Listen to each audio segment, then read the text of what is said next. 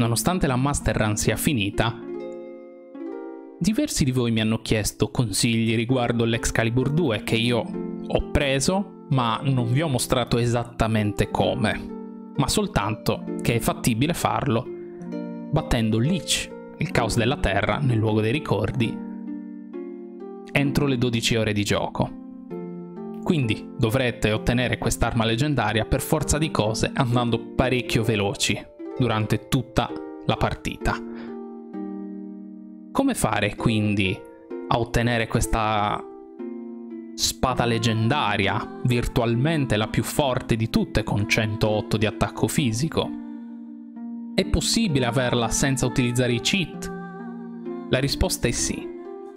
Io sono Steve del canale Andrevotto e oggi vi darò 10 consigli per provare, se non altro, a prendere quella maledetta arma e quello stramaledetto trofeo. Tutto questo mi riporta alla mente il periodo PS1 in cui questi cheat non erano presenti, ma forse non tutti sapranno che c'era un metodo non proprio inteso da parte del gioco per poter guadagnare qualche minuto prezioso. Durante la riproduzione dei filmati c'era la possibilità di aprire il vano disco e quindi far scorrere i filmati senza che invece il tempo di gioco andasse avanti. Questo risparmiava agli speedrunner un quantitativo di minuti di circa 35. Non male per una run che si deve concludere in 12 ore. Arrivando invece alle versioni più recenti, la remastered, PS3, PS4, Switch, PC e così via, questo vano disco non è possibile utilizzarlo, avendo principalmente copie digitali, e anche quando presente il vano disco, l'effetto ottenuto sarà semplicemente un ritorno alla home e nient'altro. Tra questi consigli, il primo che mi sento di dare, anzi il consiglio 0, è utilizzate i cheat. È strano a dirsi, è brutto, ma grazie ai cheat come la velocità aumentata, che non fa scorrere il tempo più in fretta, la possibilità di saltare i filmati, che è qualcosa di molto simile all'apertura del vano disco, avete modo di ottenere molto facilmente il trofeo, ma anche solo con la possibilità di infliggere il massimo dei danni con ogni colpo, la cura istantanea durante la battaglia. Sono tutti modi che vi permettono un facile ottenimento del trofeo se non avete voglia di impegnarvi in questa sfida che, anche nella saga di Final Fantasy, è sicuramente tra le più impegnative. Ora, bando alle ciance, il primo vero consiglio riguarda il menu e le opzioni. Per poter conoscere il gioco dovrete innanzitutto conoscere i suoi menu, che sia quello di battaglia o l'inventario. Dovrete sapervi muovere velocemente e una possibilità in più ve la offrono appunto le opzioni. Non tanto nel movimento dei menu, ma nell'aumentare la velocità delle variazioni. Per esempio, la velocità messaggi è ovviamente da mettere al massimo, in modo tale che scorrano più in fretta. Il cursore va messo su memoria, in modo tale che si possano utilizzare le ultime mosse nuovamente senza doverle andare a ricercare durante la battaglia nei vari sottomenu. Come andatura, inutile dirlo, dovrete mettere corre. In questo modo non avrete bisogno di dover premere un altro tasto per effettuare la corsa e potrete muovervi agilmente senza la pressione appunto di altro tasto che non sia quello di movimento. Il secondo consiglio riguarda i dialoghi. Questo ve lo posso dire principalmente dopo aver giocato sulla versione Steam, quindi su PC, in quanto non solo la X, ma anche invio hanno entrambi la funzione di tasto azione. Premendoli entrambi ho verificato che effettivamente i dialoghi vanno via e arrivano più velocemente, insomma, scorrono più in fretta. C'è la possibilità quindi di guadagnare qualche secondo per ogni dialogo e sapete benissimo quanti sono i dialoghi di Final Fantasy IX. Il terzo consiglio riguarda la partenza. Partire veloci. Il primo CD è fondamentale per capire quanto state andando bene nella vostra speedrun. Mi riferisco in particolare ai primissimi scontri, quelli contro Kalot, contro Relear, Steiner, i soldati Plutò. Tutti questi scontri li possiamo chiudere molto velocemente, se non volete rubare oggetti come il vestito di seta o il tritamago, semplicemente uccidendo i nostri membri del party. Non faremo game over, ma andremo comunque avanti nella trama. In particolare lo scontro con Steiner, quello che chiude il tutorial, in cui è presente anche il Pyros, è possibile concluderlo molto in fretta uccidendo tutto il party e guadagnando più secondi rispetto agli altri scontri, in quanto dopo ogni turno quasi ciascun membro del party cercherà di avvertire Steiner della presenza del Pyros. Questo non avverrà se quei membri del party saranno morti. Potete quindi uccidere tutti quanti e vedere l'unica linea di dialogo, di avvertimento per il nostro cavaliere, e sarà quella di Garnet, saltando quindi quella di Marcus, di Vivi e di Gidan, e anche questi sono secondi molto preziosi. Già da qui è possibile accelerare parecchio le cose, ma nel CD1 abbiamo per esempio la possibilità anche di fare velocemente la sagra della caccia, per esempio uccidendo Gidan. In questo modo dovrebbe vincere Freya, quindi otterremo comunque l'anello Coral e ci risparmieremo una decina di minuti abbondante. Più avanti invece, nell'albero di Ifa per esempio, e a Madainsari, abbiamo la possibilità di uccidere immediatamente Soul Cage con un Elisir, mentre Amaranth, nello scontro 1 contro 1 con il nostro protagonista, sarà facilmente debellato dalla combo Occhio per Occhio e Abracadabra. Quindi schiveremo tutti i suoi attacchi, o comunque il più possibile, e contrattaccheremo a ognuno dei suoi, e visto che farà soltanto attacchi fisici, la battaglia si concluderà molto più in fretta. In particolare, se partendo da sinistra Amaranth si piazza nella terza colonna, gli infliggeremo il triplo dei danni. Il quarto consiglio riguarda il salvataggio, o meglio, i salvataggi. Salvate ogni volta che potete, ma fatelo in slot diversi. Soprattutto con la remastered, senza quindi l'ausilio di memory card, abbiamo una quantità di slot disponibili per i salvataggi enorme.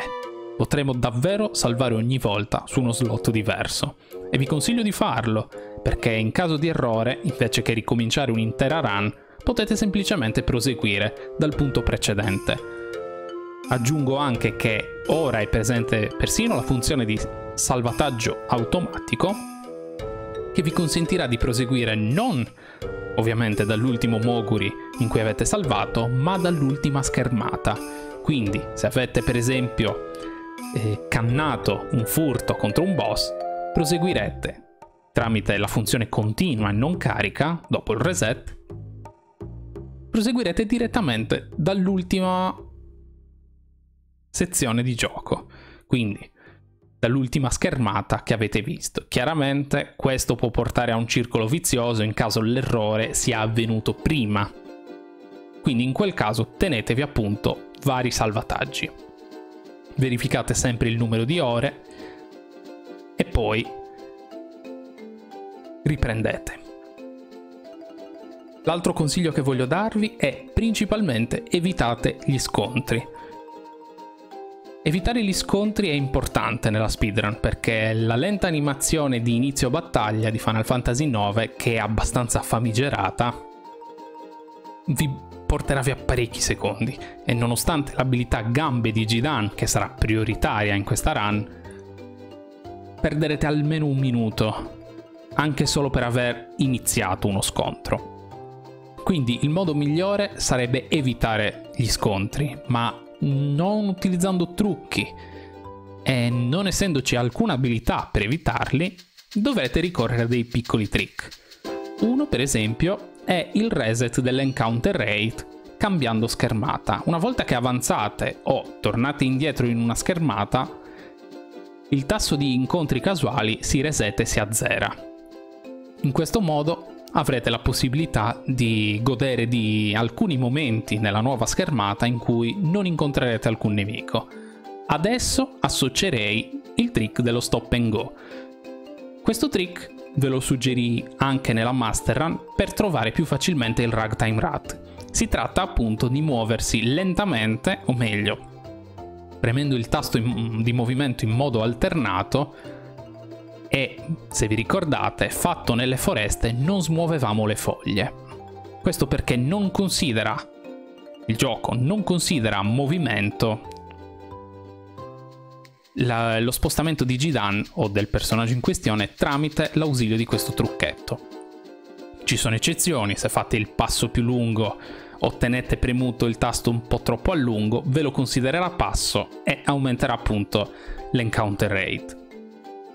Questo trick quindi potete usarlo per arrivare, se siete vicini a un'altra schermata, al livello successivo, e poi dalla nuova schermata, continuando a utilizzarlo, potrete persino attraversarla per intero, evitando tutte le battaglie. Questo non vale sempre, questo non accade sempre, ricordate, ci sono scontri che non possono essere evitati.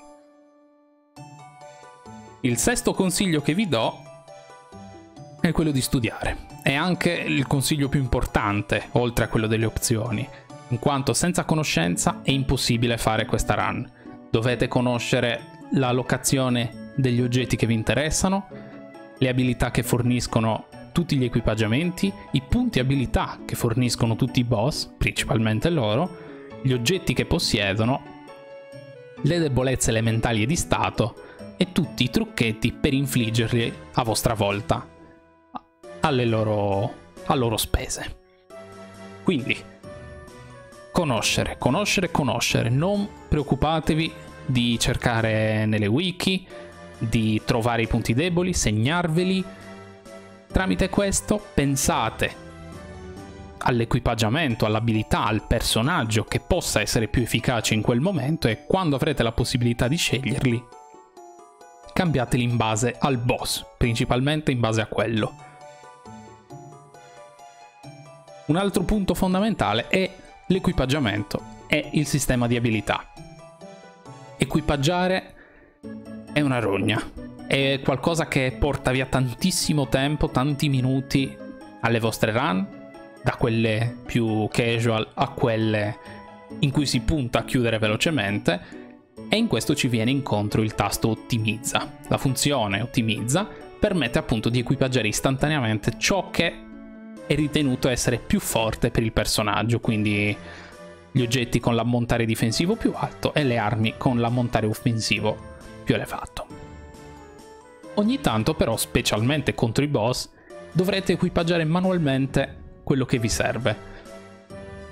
Visto che sarà molto difficile ottenere, imparare, masterare le abilità perché combatteremo poco, dovrete sfruttare tutti i punti abilità dei boss e gli equipaggiamenti nel momento del bisogno. Se quindi avete bisogno dell'abilità, per esempio Fira, voi, anche non avendola imparata magari, ma avendo il ramo di fuoco, equipaggerete il ramo di fuoco quando vi servirà utilizzarlo. Non c'è bisogno di imparare le abilità, sarebbe consigliabile, ma non c'è il tempo di fare questo per tutte le skill. Equipaggiate sul momento. Resistenze elementali, mosse elementali efficaci contro quel nemico, cleptomane e mano di velluto quando le avrete, se dovete rubare, perché comunque dovrete rubare, e così via. Dovrete essere molto veloci, avere idea di cosa fa cosa. Mi serve una resistenza al buio, devo già sapere che cosa equipaggiare. Ad esempio, la Demon Armor, il Sidereo, il Ninja Fuku. Questo è solo un esempio, ma dovete avere in mente bene che cosa utilizzare e che abilità dovete avere in quella battaglia, quindi scegliere anche gli equipaggiamenti in base a che abilità vi dà per quello scontro. Il prossimo consiglio è il reset. Il reset è fondamentale in una speedrun come questa. È possibile che abbiate bisogno di un oggetto che appartiene a un boss, ma non riuscite a rubarlo dopo un paio di tentativi. Se vedete che i tentativi impiegati sono troppi, resettate e riprovate. Sfruttate il salvataggio, l'autosalvataggio, quello che vi serve, quello che volete, ma resettate. Se avete compiuto un errore, se avete iniziato uno scontro che non volevate, che vi porterà via tantissimo tempo, se avete sbagliato con la scelta di mosse, se avete sprecato un oggetto, venduto qualcosa per sbaglio, resettate tutto. Resettate ogni volta, non abbiate paura, non si riesce tutto al primo colpo. Il penultimo consiglio che voglio darvi è paradossalmente l'opposto dell'evitare gli scontri, ovvero livellare velocemente. Visto che non abbiamo la possibilità di combattere molto per mancanza di tempo, dovremo trovare un modo per livellare in fretta in poche battaglie. Il primo leveling, il primo farming, la primissima fase che vi consiglio di fare è alla Foresta del Male, cercando di livellare Gidan e compagnia, se già li avete ripresi, almeno a livello 4 o 5, per poter sopravvivere almeno alle prime fasi del gioco, altrimenti, soprattutto contro il Valzer, Silayon e la pianta che controlla la foresta, avrete grossi problemi. Il metodo più efficace per livellare già dal primo CD è indubbiamente il Grand Dragon, che fornisce parecchia esperienza e vi porterà facilmente anche a livello 30 o 40. Per affrontarlo però avete bisogno di un po' di preparazione.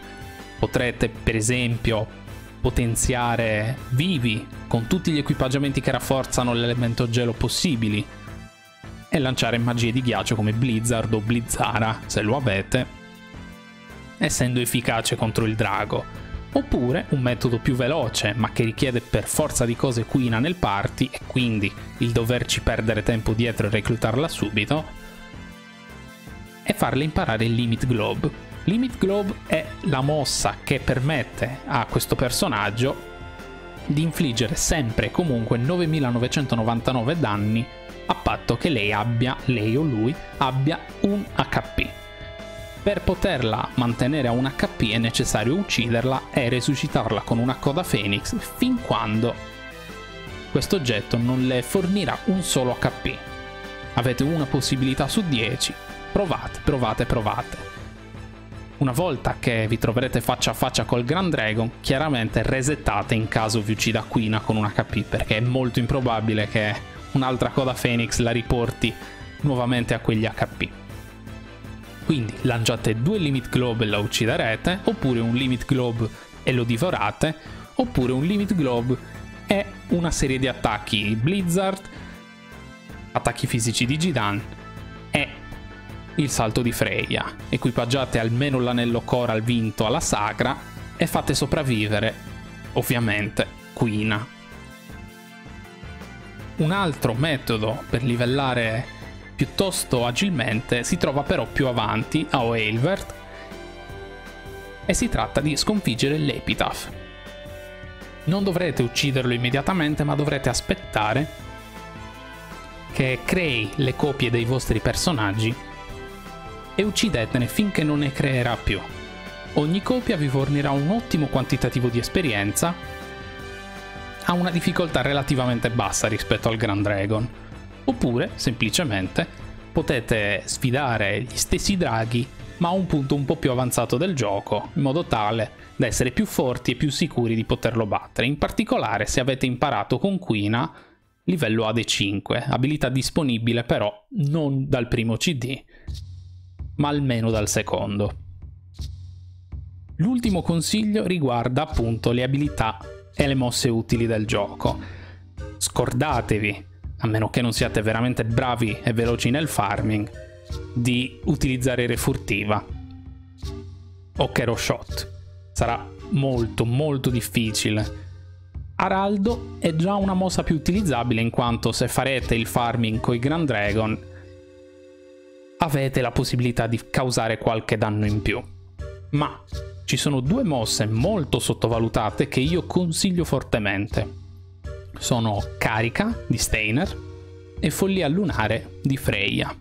Carica di Steiner permette ai personaggi con pochi HP, quindi che hanno il valore di vita colorato di giallo, di attaccare tutti insieme. Se quindi avete 4 membri del party con poca vita, attaccheranno tutti quanti in un turno solo. Questo può velocizzare di molto sia le boss fight che gli scontri casuali, però attenzione, è una tattica che va usata quando state rischiando e vi farà rischiare ancora di più.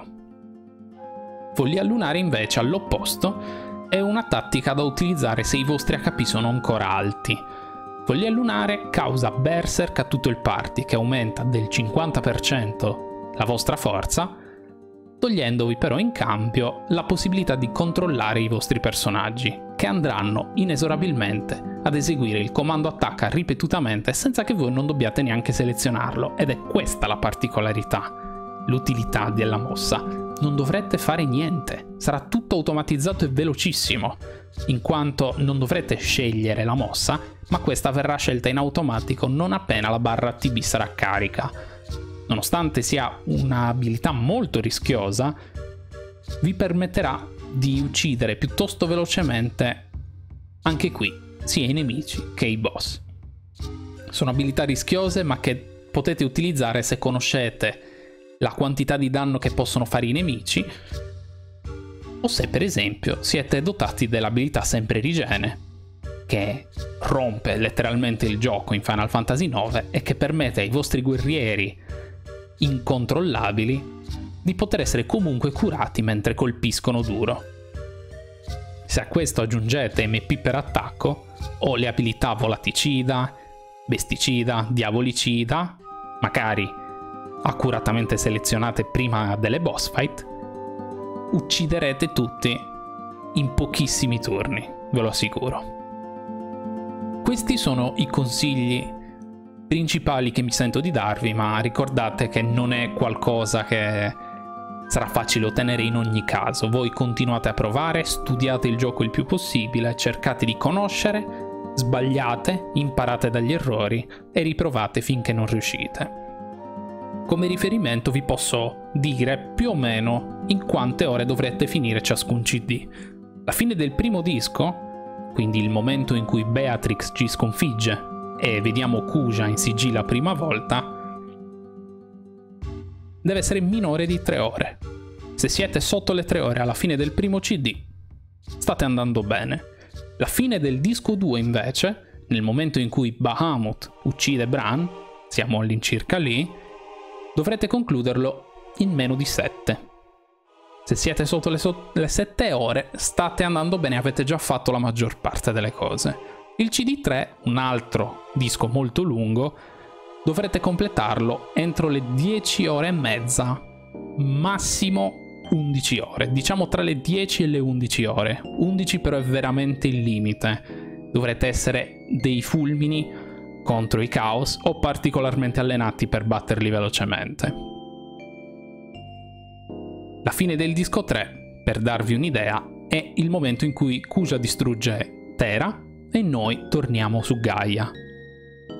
Da lì poi possiamo andare direttamente al luogo dei ricordi, sfidare i 4 Chaos e ottenere la spada, ovviamente entro 12 ore. Se siete riusciti a finire il terzo disco entro circa 10 ore, avrete ben 2 ore di tempo per battere 4 boss. Sono forti, ma hanno delle debolezze elementali e soprattutto non hanno più di 50.000 HP, o comunque giù di lì. Quindi se avete MP per attacco, berserk e utilizzate le strategie già menzionate o gli elementi a cui sono deboli, li farete fuori in 448. Per adesso direi che è tutto, ragazzi. La Master Run finisce ufficialmente con questi consigli e ci vediamo al prossimo video.